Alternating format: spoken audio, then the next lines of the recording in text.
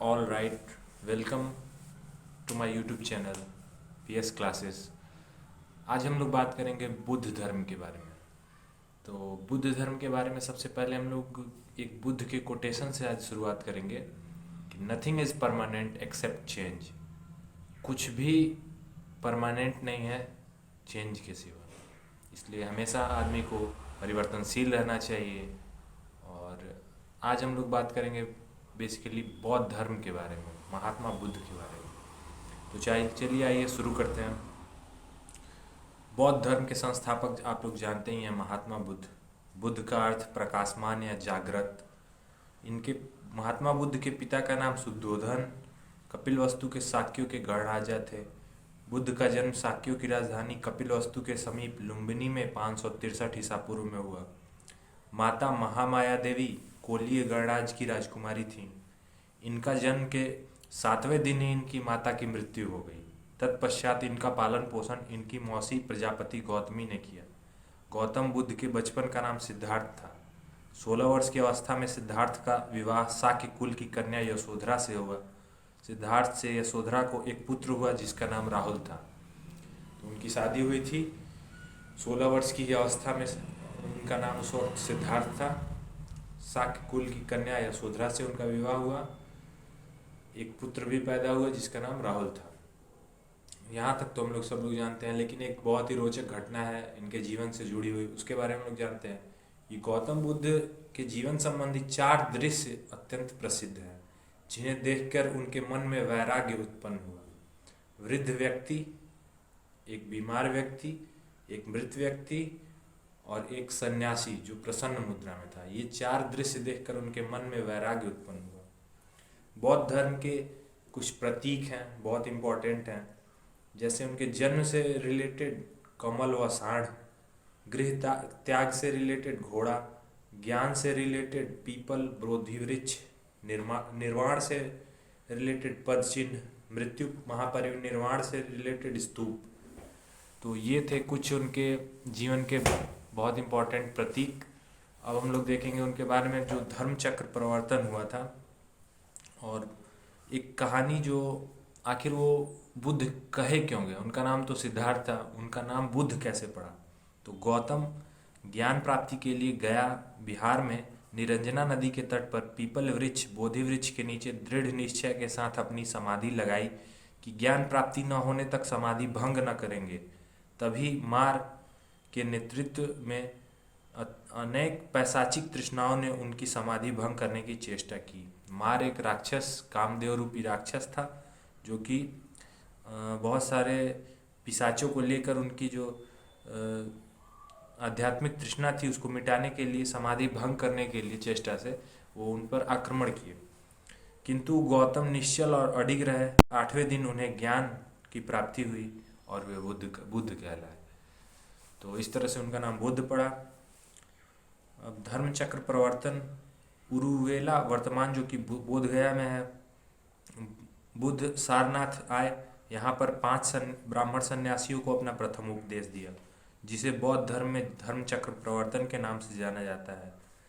बुद्ध के राजगृह पहुँचने पर बिंबिसार ने उनका स्वागत किया और वेणुवन विहार दान किया।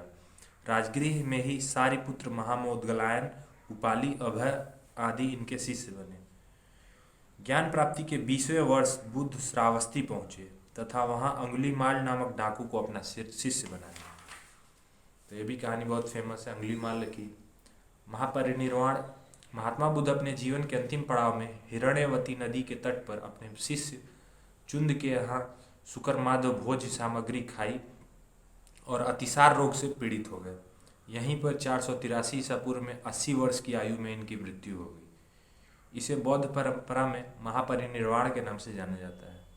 महापरिनिर्वाण के बाद बुद्ध के अस्थि अवशेष को 8 जगह, मगध, वैशाली, कपिलवस्तु, अलकप, रामग्राम, पावा, कुशीनारा और वेथाद्वीप भेजा गया। इन्हीं 8 क्षेत्रों में स्तूप बनाया गया। अब बौद्ध धर्म के त्रिरत्न हैं। बौद्ध धर्म के जो त्रिरत्न है वो बुद्ध, धम्म तथा संघ। बौद्ध धर्म के 4 आर्य सत्य हैं: दुख, दुख समुदाय, दुख निरोध, दुख निरोधगामिनी प्रतिपदा। अब बौद्ध धर्म की शिक्षाएं और कुछ सिद्धांत जान लेते हैं। बुद्ध ने आम जनता की भाषा पाली में उपदेश दिया। उनके अनुसार सृष्टि दुखमय, क्षणिक एवं आत्मविहीन है। वे ईश्वर एवं अपौरुषेय वेद की सत्ता को अस्वीकार करते हैं। बुद्ध ने जन्म आधारित वर्ण व्यवस्था को अस्वीकार किया है। बुद्ध ने प्रतिसमुत्पाद को संपूर्ण जगत पर लागू किया। महात्मा बुद्ध के अनुसार एक वस्तु के विनाश के पश्चात दूसरे की वस्तु होती है। प्रत्येक घटना के पीछे कार्य कारण का संबंध है। कार्य कारण का यही संबंध प्रतिसमुत्पाद के नाम से जाना जाता है। प्रतिसमुत्पाद। बौद्ध ने निर्वाण प्राप्त करने को कहा, अर्थात इच्छाओं और तृष्णाओं से छुटकारा, जिससे जन्म मरण के बंधन से मुक्ति मिले। निर्वाण का अर्थ है दीपक का बुझ जाना, अर्थात जीवन मरण के चक्र से मुक्त हो जाना। बुद्ध ने मध्यम मार्ग को अपना मार्ग बताया है। बुद्ध ने ये नहीं कहा है कि एक ही मार्ग हमेशा होता है, वो मध्यम मार्ग को लेकर चलते हैं। अष्टांगिक मार्ग के बारे में बुद्ध ने बात की है। गौतम बुद्ध ने 4 आर्य सत्य में दुख निरोध का उपाय बताया। इसे दुख निरोधी गामिनी प्रतिपदा कहा जाता है। इसे मध्यमा प्रतिपदा या मध्यम मार्ग भी कहते हैं। उनके इस मध्यम मार्ग में 8 सोपान हैं, इसलिए इसे अष्टांगिक मार्ग भी कहते हैं। इसके 8 सोपान निम्न हैं: सम्यक दृष्टि, सम्यक संकल्प, सम्यक वाक, सम्यक कर्मात्, सम्यक आजीव, सम्यक वाव्याम, सम्यक स्मृति, सम्यक समाधि। बुद्ध के अनुसार अष्टांगिक मार्गों का पालन करने के उपरांत मनुष्य को भव तृष्णा नष्ट हो जाती है और उसे निर्वाण प्राप्त हो जाता है। तो ये निर्वाण प्राप्त करने के कुछ मार्ग बताए गए हैं। अष्टांगिक मार्ग बुद्ध के द्वारा, जिस पर चल के आदमी को निर्वाण की प्राप्ति हो सकती है। 10 सील हैं। तो अपने शिक्षा एवं सिद्धांतों में उन्होंने कुछ सीलों की दिया है, जैसे अहिंसा, सत्य, चोरी न करना, किसी प्रकार की संपत्ति न रखना, मद्य सेवन न करना, असमय भोजन न करना, सुखप्रद बिस्तर पर न सोना, आभूषणों का त्याग करना, स्त्रियों से दूर रहना, व्यभिचार आदि से दूर रहना। गृहस्थों के लिए केवल 5 सील तथा भिक्षुओं के लिए 10 सील मानना अनिवार्य था। अब इनके जो दर्शन हैं बुद्ध के, अनीश्वरवाद, कि ईश्वरीय सत्ता में विश्वास नहीं है, कि ईश्वर कुछ होते हैं, इसमें अनीश्वरवाद है। शून्यतावाद, संसार की समस्त वस्तुएं या पदार्थ सत्ताहीन है। अनात्मवाद, आत्मचेतना पर सर्वाधिक बल। क्षणिकवाद, संसार में कोई भी चीज़ स्थिर नहीं है। संसार में कोई भी चीज़ स्थिर नहीं है, यह क्षणिकवाद दर्शन में बताया है महात्मा बुद्ध ने। बुद्ध के जन्म के पूर्व अन्य धार्मिक आंदोलनों का उदय हुआ, जैसे आजीवक संप्रदाय, मक्खली गोसाल, घोर क्रियावादी, पूरन कश्यप, नित्यवादी, पकुच कच्चायन, उच्छेहवादी, भौतिकतावादी, अजीत केस कंबली। ये सब संस्थापकों के नाम हैं जो भी उस धार्मिक आंदोलन को स्टार्ट किए। अब इसके अलावा कुछ बौद्ध संगीतियाँ हैं, उनके फ़ोटोज़ मैं डाल दे रहा हूँ, आप लोग देख लीजिए। और स्तूप के बारे में पढ़ना है कि स्तूप का शाब्दिक अर्थ किसी वस्तु का ढेर। स्तूप का विकास संभवतः मिट्टी के ऐसे चबूतरे से हुआ है जिसका निर्माण मृतक की चिता के ऊपर अथवा मृतक की चुनी हुई अस्थियों को रखने के लिए किया जाता था। स्तूपों को मुख्यतः 4 भागों में बांटा जाता है: शारीरिक स्तूप, पारिभौतिक स्तूप, उद्देशिका स्तूप, पूजार्थक स्तूप। अब स्तूप के बारे में तो देख लिया हम लोगों ने। इसके जो भाग हैं बौद्ध धर्म के, उसके बारे में देखेंगे। महायान और हीनयान, इसमें अंतर अक्सर पूछा जाता है कि अंतर क्या है हीनयान और महायान में। तो हीनयान के प्रमुख संप्रदाय वैभाषिक और सौत्रांतिक स्थिरतावादी संहित हीनयान के अन्य उपसंप्रदाय हैं। इनके उपसंप्रदाय हैं हीनयान के। बौद्ध धर्म के अंतर्गत सर्वस्त्रवादी की मान्यता थी कि फिनोनिमा के अवयव पूर्णतः क्षणिक नहीं है, अपितु अव्यक्त रूप से सदैव विद्यमान रहते हैं। महायान बौद्ध संप्रदाय के 2 मुख्य भाग हैं: शून्यवाद या माध्यमिका या विज्ञानवाद या योगाचार। हीनयान में बुद्ध महापुरुष के रूप में है, जबकि महायान में देवता के रूप में स्थापित हो गए हैं। हीनयान के बुद्ध प्रतीकों के रूप में दर्शाया गया है, जबकि महायान में मूर्ति पूजा शुरू हो गई है। हीनयान स्वयं के प्रयत्नों पर बल देता है, जबकि महायान गुणों के स्थानांतरण पर बल देता है। हीनयान का आदर्श है अरहत पद की प्राप्ति, जबकि महायान में बोधिसत्व की परिकल्पना मौजूद है। बोधिसत्व, महायान का आदर्श बोधिसत्व है। बोधिसत्व करुणामय माने गए हैं, जो समस्त प्राणियों को प्रबोध के मार्ग पर चलने के सहायता के लिए स्वयं की निर्वाण प्राप्ति विलंबित करते हैं। ये मानव अथवा पशु किसी भी रूप में हो सकते हैं। महायान का आदर्श बोधिसत्व था, जिसे पद्मपाणि, अमिताभ, मंजुनाथ, मैत्रेय आदि नामों से भी जाना जाता है। इसके अलावा विनय पिटक, कुछ पिटक हैं, सुत्त पिटक, विनय पिटक, अभिधम्म पिटक, ये भी इम्पोर्टेंट है। तो अभिधम्म पिटक, इसमें महात्मा बुद्ध के उपदेशों एवं सिद्धांतों तथा बौद्ध मतों की दार्शनिक व्याख्या की गई है। सुत्त पिटक, सुत्त का शाब्दिक अर्थ धर्मोपदेश, सुत्त पिटक में बौद्ध धर्म के सिद्धांतों का उल्लेख है। विनय पिटक, इनमें बौद्ध मठों में रहने वाले भिक्षु एवं भिक्षुणियों के अनुशासन संबंधी नियम दिए गए हैं। बौद्ध संघ की कार्यप्रणाली की व्यवस्था भी इसी ग्रंथ में उल्लिखित है। इसकी रचना उपाली ने की थी। बौद्ध धर्म की लोकप्रियता का प्रमुख कारण क्या था?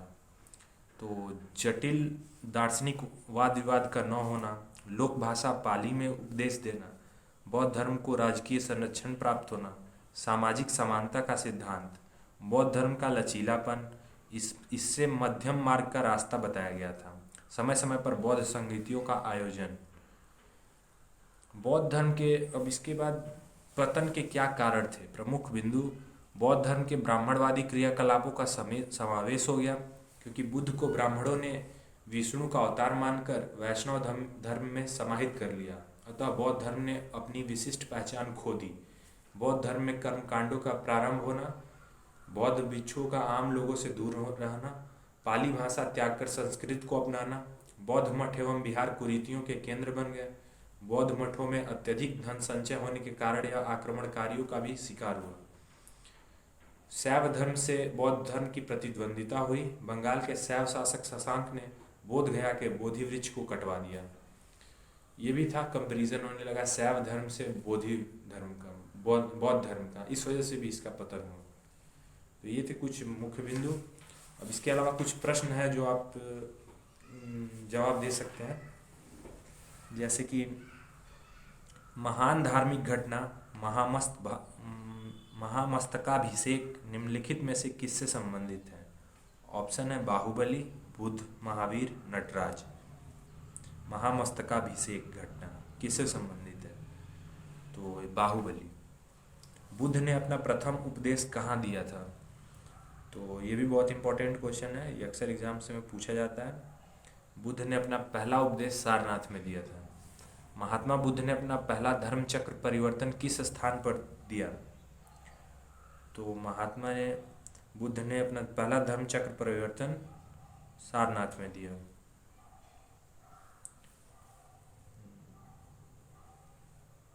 नैनार कौन थे? ये भी इम्पोर्टेंट क्वेश्चन है, IAS 1996 में पूछा है। नैनार शैव धर्मानुयायी थे। तो बौद्ध धर्म के साथ साथ अगर हम लोग शैव धर्म को भी समझेंगे तो बहुत ज़्यादा अच्छा होगा एग्ज़ाम के पॉइंट ऑफ व्यू से। और इसके फिलॉसफी अक्सर पूछे जाते हैं, अनीश्वरवाद, नित्यवादी दर्शन, तो ये आप लोग पढ़ सकते हैं, इसमें बहुत कुछ है पढ़ने के लिए। So that's it for the today guys. जय हिंद।